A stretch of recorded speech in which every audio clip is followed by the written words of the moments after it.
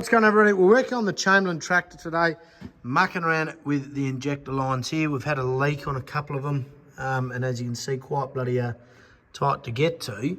Perfect time, obviously, to bring up the SP Tools 4-piece metric flex drive flare nut spanner set, okay? Now, as you can see, a normal type spanner, very tight to get into these type of areas.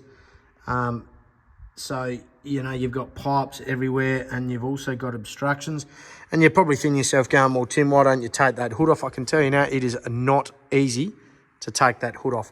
So the flare nut spanners are good, but the flex is where it's going to be at, where your standard has obviously not got the ability to have the section to be able to get into the tight reach spots like we have here. And so the ability to sort of switch, trying to do this with one hand's a bit hard.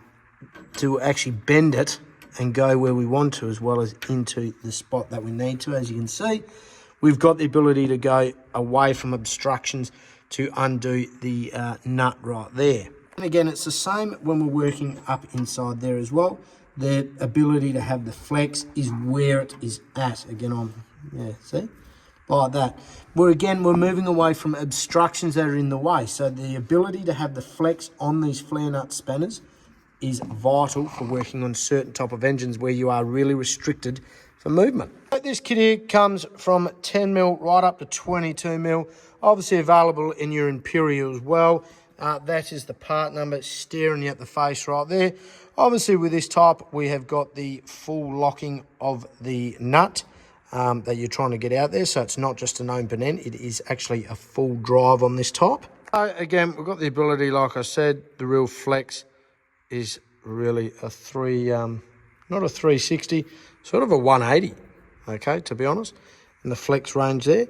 Like I said, we've got our bend here. Like I said, again, these are the type to get into the really hard to reach spots. Like I said, when you've got to muck around with these 4480 tractors, which some people may or may not know, there is a lot to contend with. Like I said, to get this hood off, we have to take this off, which sometimes is rusted or buggery, as well as it's got to have enough to lift over the exhaust as well. So not a job to be easily done. So that's why a lot of the time we end up working underneath this hood.